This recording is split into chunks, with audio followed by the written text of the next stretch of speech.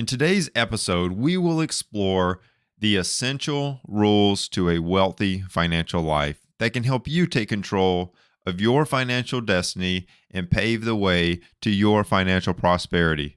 It's a lot of financial right there at the beginning.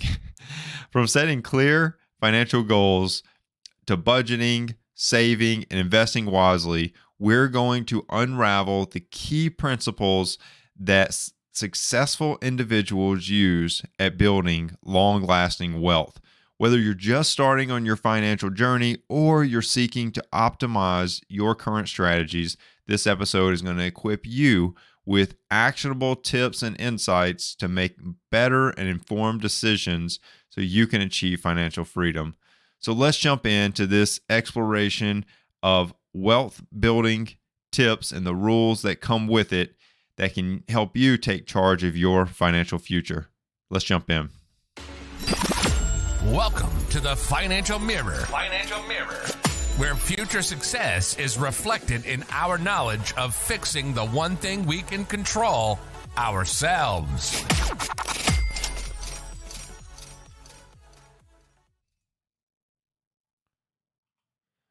How's it going? And welcome to the Financial Mirror. Thank you for joining me today as we continue to work to improve the one thing you can control, yourself. If this is the first time you are joining in, don't forget to hit subscribe on YouTube to be notified of all the new episodes as they release. If you are listening to this on a podcast platform of your choice, don't forget to like and subscribe to the podcast. Here at the Financial Mirror is not all about the spreadsheets and numbers and Excel formulas and all those things. It's more about helping you transform your life by providing you with tips and insights that can help you really transform and build and grow as an individual, and that translates into better financial health. No matter where you're listening to this podcast, continue to support the podcast. It's very much appreciated through sharing, liking, subscribing, commenting, things of that nature. All of those go a long way in helping grow the community. Mastering money, 6 rules to a wealthy financial life. I'm going to go through 6 rules. Every single rule that we go through, I'm going to talk about what it is. I'm going to talk about how there's tips for each one that can help you just sort of hopefully bring it all together so you know what you can do to better improve your financial life and go a little bit closer to that wealthy financial life that everyone is out to seek. Now, you're probably thinking, there's no way that I could ever live a financially wealthy life, right? Why should I listen to this episode? Why should you? Well, I found this quote and I thought it just went perfectly with this episode. Don't listen to people who tell you what to do, right? Don't listen to people tell you what to do. Listen to people who encourage you to do what you know in your heart is right. And I say that laughingly almost because it starts off, don't listen to people who tell you what to do, as I'm going to walk through and tell you 6 rules to a wealthy financial life. But bear with me. Everything that I say here goes into that second sentence. Listen to people who encourage you to do what you know in your heart is right. Everything I'm going to also talk about today, even though I'm not exactly telling you what to do, I am encouraging you. I'm truly encouraging you to take on these 6 rules, adopt them into your life, because deep in your heart, when we go through all of these, you're going to be like, yeah, you're right. That's right. Yep. And it's going to tell you, this is not just me sitting here telling you what to do. Like, you need to go buy Bitcoin. That's not what I'm going to say. Okay. So this is me truly encouraging you to take a few steps toward what it is that you want. Some of these rules don't just apply to finances, right? Some of these rules apply to just life in general. And if you'll adopt these into your personal life, you will be better off for it. Okay. So let me tell you that you can absolutely accomplish all of these at one time. Like all 6 of them you can implement at one specific time. But I challenge you, and this is going to kind of segue me into the first rule. But I challenge you to try to adopt these one at a time. Don't try to just like all out be like, yep, I'm doing all 6 of those tomorrow. First off, that's procrastinating. You should start today. But realistically, without joking, I'm seriously saying, just if you'll try to do these just one at a time, just start with rule 1, or maybe you want to start with rule 3 or rule 6 or whatever. First and foremost, start one at a time, adopt it, get it a part of your routine, get it a part of your lifestyle, and then take on the next one, and then take on the next one. It's very hard to make a lot of big changes at one time. So I challenge you to just try to take it a little easier. Try to just ease through these. It'll make it a lot better for you. So without further ado, let's jump into the first rule for a wealthy life, and that's set financial goals. Now, the number one thing when we talk goal setting, you've probably heard this before, but SMART goals. And I'm gonna walk through like an example of a SMART goal so you can get the gist if you haven't heard of it. But the thing about this first rule, setting financial goals, is that if you don't have like a finish line, like if you were in a race, like I like to do a lot of half marathons. If I just started running and all I knew it was that I was going to run, but I didn't know where I was going to run. I didn't know how far I was going to run. I didn't know at what pace I was going to run. There's a lot of factors that go into that. I don't know what the weather conditions is like. The terrain is like all these factors, all these different variables that need to be taken into consideration. And when I don't think about those and I just say, yep, I'm going to go run, and I'm going to run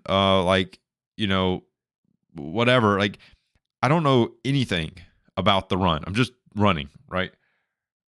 What does that do? Like what is the outcome of that? Well, it's a random outcome. Will I run? Yes. Will I achieve my goal? Well, if my goal was just to run, I could run 3 inches, right?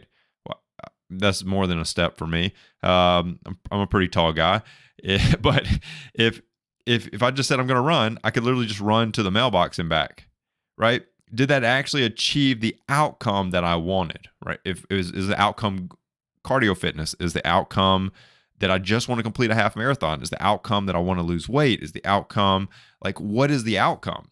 If it's not specific enough to where you can create running to achieve a goal, if it's not that specific, you're not going to be on a very good start. I'm going to save for retirement. Okay. How's that going to work out for you? Like, you don't know like how much you need to save. You don't know how much you need in the bank when you retire. You don't like, do you know where you're going to save for retirement? Like, there's all these questions that you need to answer before you have a good financial goal. So with this first rule, setting a financial goal, it needs to be a SMART goal. So SMART is an acronym for specific, measurable, attainable, relevant, and time-based. Okay. Specific, measurable, attainable, relevant, and time-based. I'm going to run you through a scenario of like, let's say that my goal is I want to pay off my debt. I have debt and I want to pay it off. That's a very specific goal. Like, it has an end. Like, my goal is to pay off my debt. What's the end? Well, all of my debt is paid off. Like, it's very specific, very specific. Is it measurable? Well, yeah, because I'm going to pay off this debt using $500 a month, and I'm going to increase this above $500 when I have extra money each month. But at a minimum, I'm going to put $500 toward my debt each month. Okay? Very measurable. Like, did you put $500 this month or not? Like, next month, did you put your $500? You can measure that. It's not just like, yeah, I'm going to pay off my debt, and then you just occasionally throw a 20 or a 40 at it, right? Like it's very specific. I'm using $500 a month, and I'm going to pay off my debt. Is it attainable? Well, by making regular and consistent payments of $500 a month, I will pay off my entire debt using a debt snowball.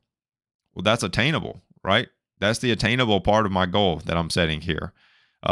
Is it relevant? Well, yeah, I think it's relevant, because if I don't get my debt paid off, I will never be able to move into the future steps of financial planning, like retirement, like buying a home, like all of these things, right? So it is relevant. And is it time bound? Well, yeah, because I can look at it and say, in $500 a month, I'll be debt free in 2 years. If I look at my debt and I do the debt snowball and I calculate it, I'll be debt free in 2 years. So it's kind of how you walk through it. Is it specific? Is it measurable? Is it attainable? Is it relevant? Is it time based? That's one thing about goal setting that is important. The other thing is you need to break your goals down into short term, medium term, and long term goals, right? Um, this is how you can really focus in on this. But here's how I break these down. Short term, it can be achieved fairly quickly. Like it could be done now. A short term goal could be like, I'm gonna clean the house this afternoon. Like that's a short term goal.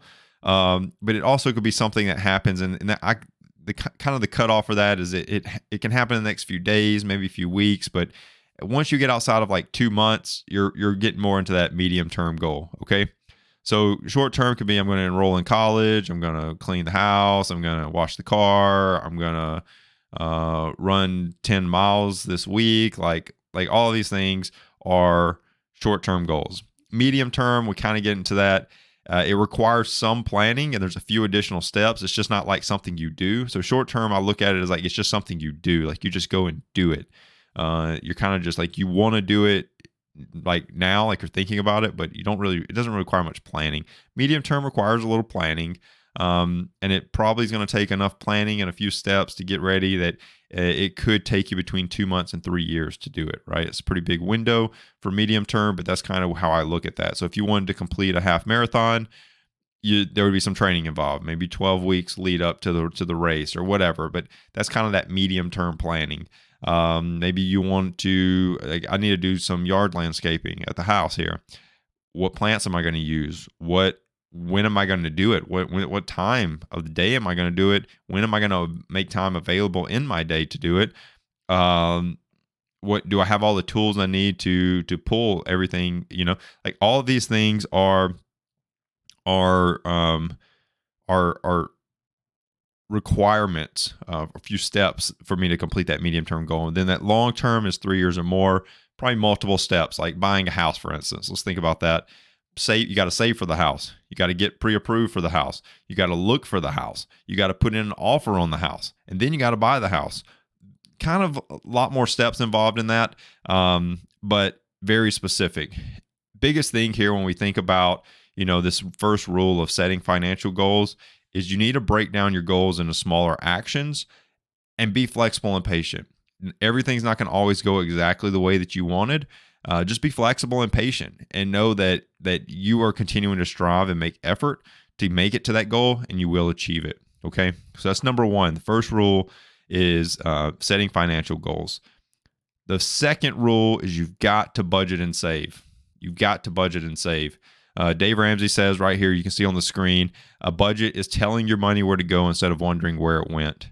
Very, very powerful quote to me, something that I've always held on to, but it's significant, right? Budgeting is significant, and I wish that I could make every person see that, but it's significant. And the significance of it is that it helps you be prepared for unexpected events. When you have an unexpected financial event, those financial goals that you just set in rule one, obliterated, right? Can totally throw you off because of the fact you weren't ready. You didn't have a budget. You weren't prepared for the unexpected. You've got to tell your money where to go. If you just spend aimlessly, you're literally shooting blind. If I ask you how much do you spend on average each month in groceries and yours is an estimate or a guess, you don't have factual data to show me that, you're kind of spending blind, right? You're kind of spending blind. So you need to make sure that you keep a budget. Super significant to you reaching your goals financially. Couple of tips that everyone kind of knows. Like I said at the very beginning, you know it in your heart. I'm not telling you what to do, just encouraging you to let you know you can do this. You know that you've been told this numerous times probably to budget. I'm just highlighting and encouraging you that this is something that if you'll put the time and effort into it, it will make you better financially. A couple of tips for budgeting. This is probably one of my favorite ways to get people involved in budgeting. But it's 50-30-20 is a way that you can break down your budget. So you just take all of your income and you put 50% toward needs, 30% towards sort of wants or flexible spending, 20% towards savings or debt. If you have debt, the 20% would go toward debt. I even challenge people with that flexible spending, that they flex some of that to their debt if they have debt. But just a couple quick pieces right here. So all of your needs are going to go into the 50%. Be very critical of what you consider a need, right? Like Netflix is not a need. No matter how bad you think you need it, like you don't need it. We all shop Amazon. Amazon Prime membership is not a need. I know it feels like it, but it's not. It's not a need. You do not need it. It's great to have. It's enjoyable to get that 2-day shipping or even same-day shipping, but it's not a need. It's definitely flexible spending. And then always, once you're out of debt, that 20% is going toward savings. And that just helps for retirement. That helps for home savings. And we're going to talk about that in the next slide. But just know that 50-30-20 is a great, easy way to, if you're like, well, am I spending too much in this? Well, just break it out in 50-30-20, see how your categories break out for your budget, and go from there. This is, when you think about saving, you think about strategies for saving. There's a couple things you can do.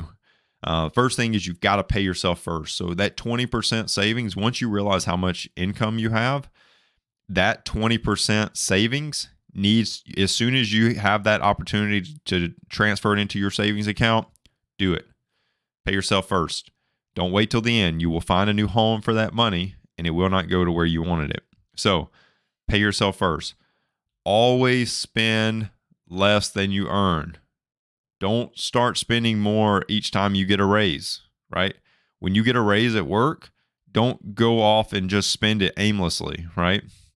Do something productive with it. Like if you're very close to paying off the debt, pay off the debt. If you're that close to getting that down payment for the house, get the down payment for the house. Bonuses is another one I see a lot. When you get a bonus, don't use that as just discretionary money, right? Like use it for something that is going towards that financial goal. Let it boost you. Let it jumpstart you to hit that. And then finally, another big thing for savings is you need 6 months of expenses saved in a savings account. Okay, just standard rule of thumb, and that just helps you prepare for the unexpected. You can see in this image with the different jars of money: retirement, house, vacation, college. These are called I've talked about this previously in a savings video that I did.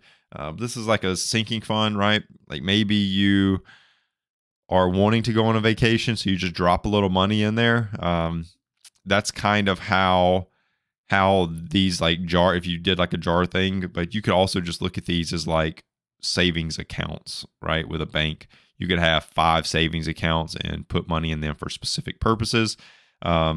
Just an option that's out there. But that's rule number 2 is you need to budget and save. This isn't something that is I don't really need to budget it. Yes, you do. You absolutely need to budget, and you also need to save. Number 3, rule 3 is you've got to reduce and avoid debt. So if you have debt, you've got to get rid of it. You've got to get rid of it. If you want to live a wealthy life, you've got to get rid of your debt. Debt has a tremendous impact on finances. And I'm going to tell you why, because I talk about this with my clients, is that debt creates a negative net worth for you. As long as you owe someone else money, you have a negative net worth more than likely. Let me preface that. More than likely, you have a negative net worth. A lot of times when people have large amounts of debt, that affects their ability to save. That affects their ability to save for retirement. That affects their ability to invest. That affects their ability to buy a home. All of these things are problems that arise from someone having debt because they just don't have excess money to go towards the things that they need, right? The things that their heart is telling them that they need to do. So if you have debt, you need to get rid of it. The debt snowball is a way to do that. You can see here on the screen sort of how that works.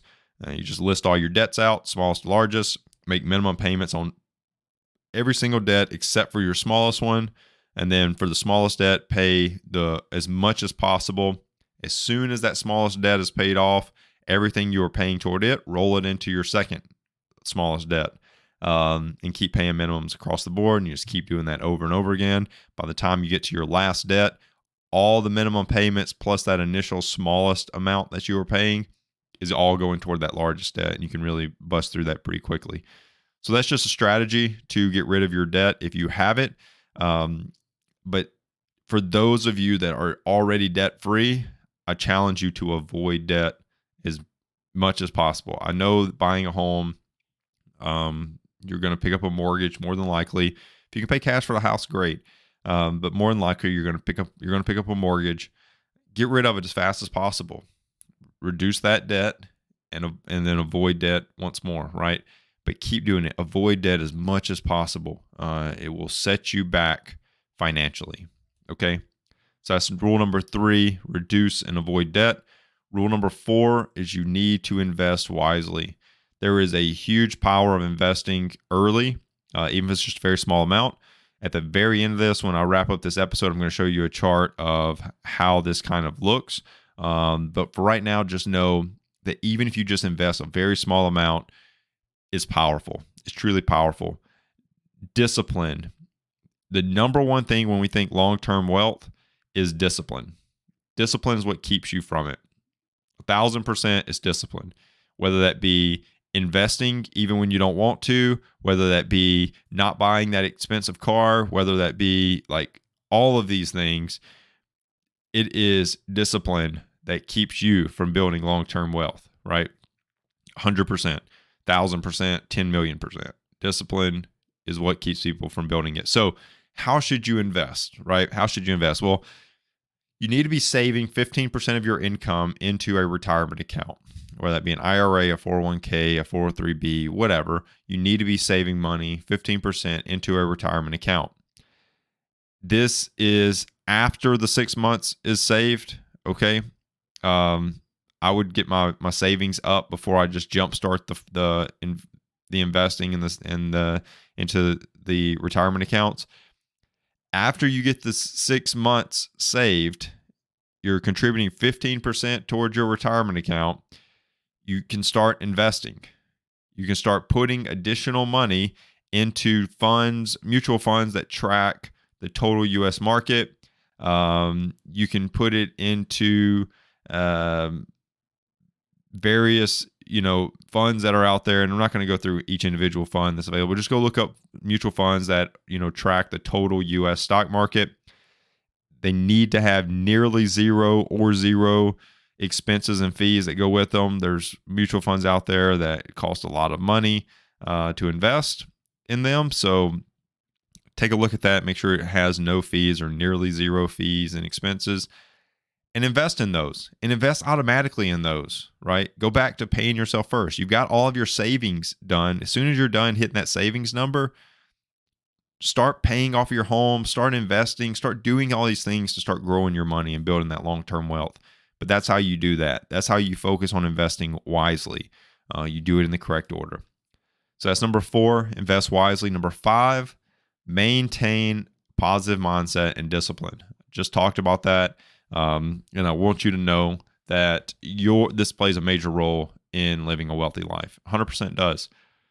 If you don't think you can do it, you probably can't do it. You probably won't do it, right? You've got to think about it. But a couple tips you can do to sort of maintain. Sometimes we all of us, including myself, we hit roadblocks. We just don't have that positivity that we have, the other days of the week. We just don't have the discipline to do what we need to do. What can you do? What can you do about that? Because you can't just sit in that moment, right? You got to get past that moment and get back to positive thinking with motivation and belief and enthusiasm and all of these other emotions that are out there.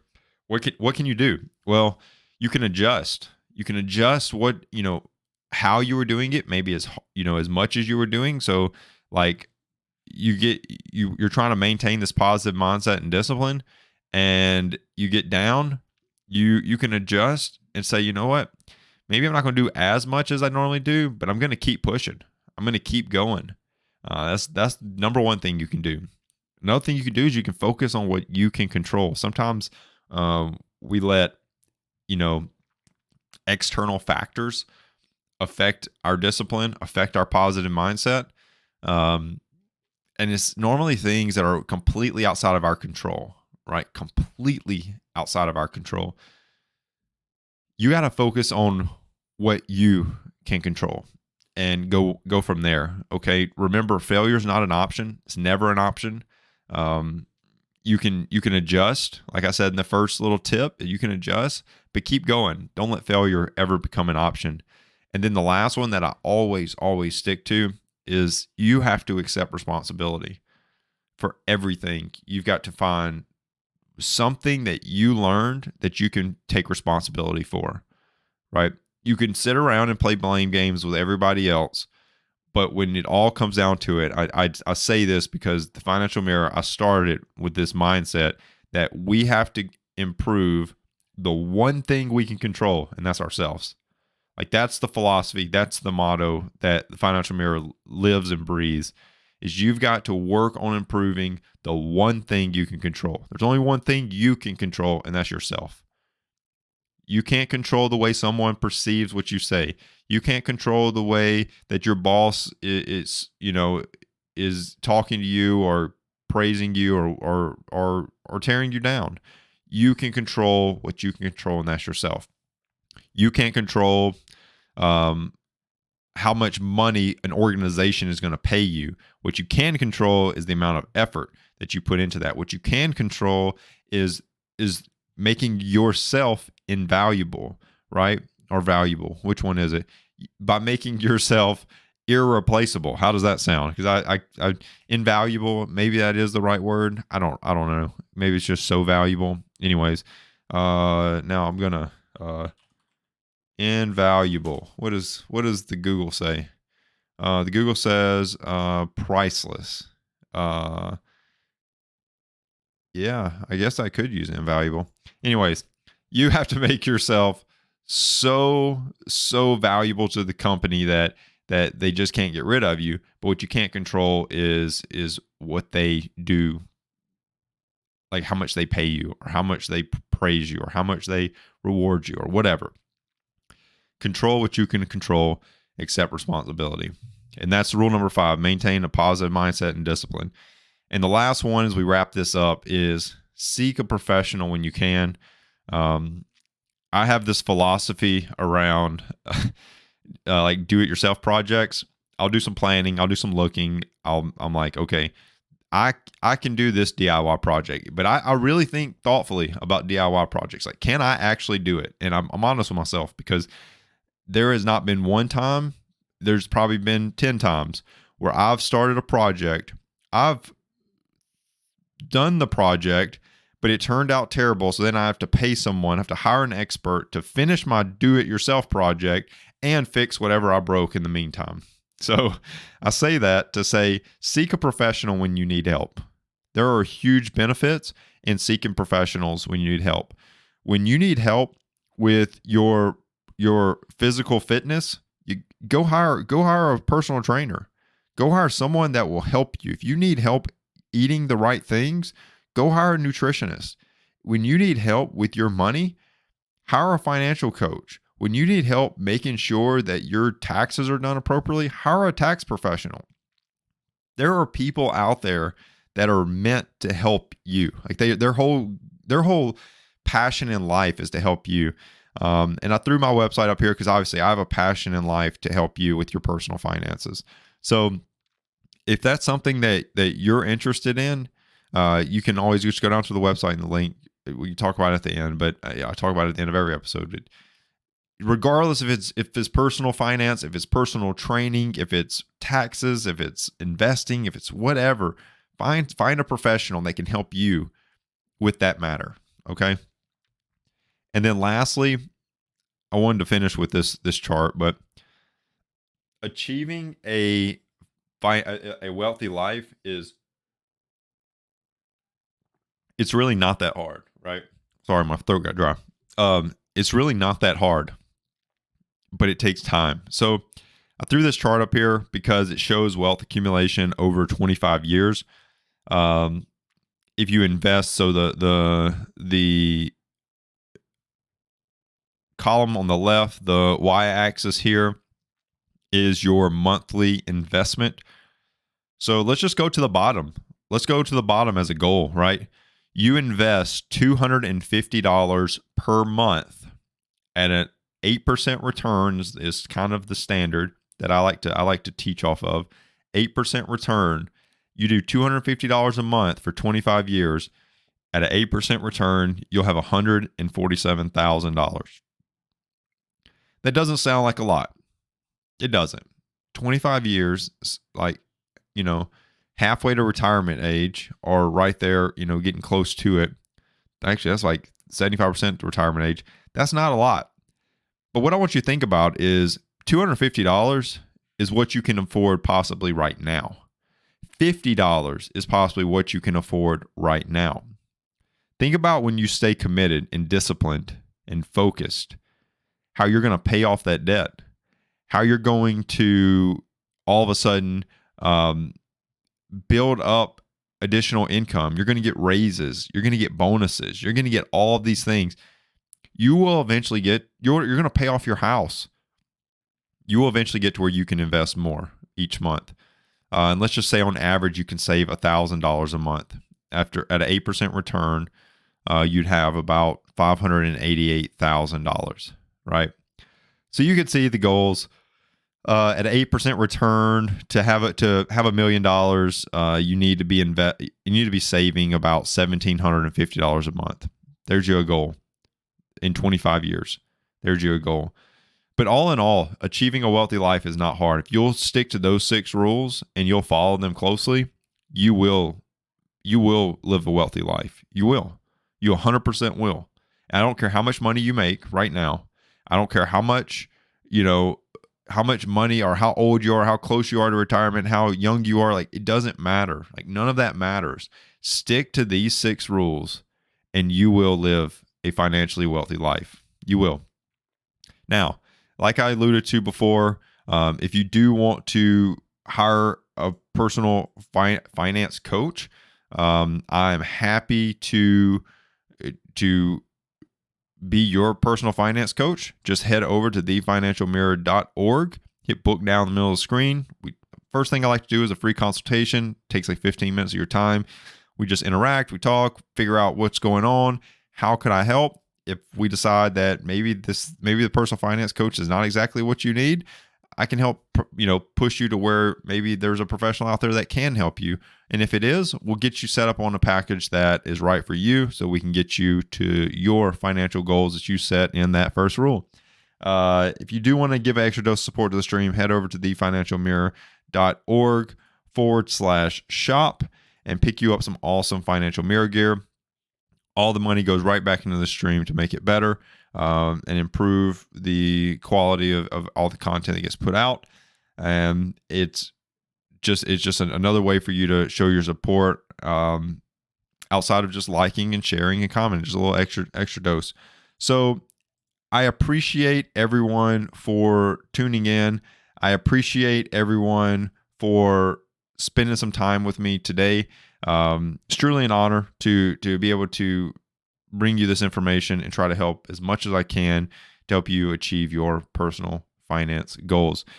Now, if you're listening to this on a podcast or on YouTube or on Facebook or whatever, just like and subscribe to the video, the channel, the podcast, whatever it is, and leave those 5-star reviews on podcasts. It does go a long ways in getting this out to more and more listeners. Till next week, continue improving the one thing you can control, yourself. Peace. Well, that wraps up today's Financial Mirror.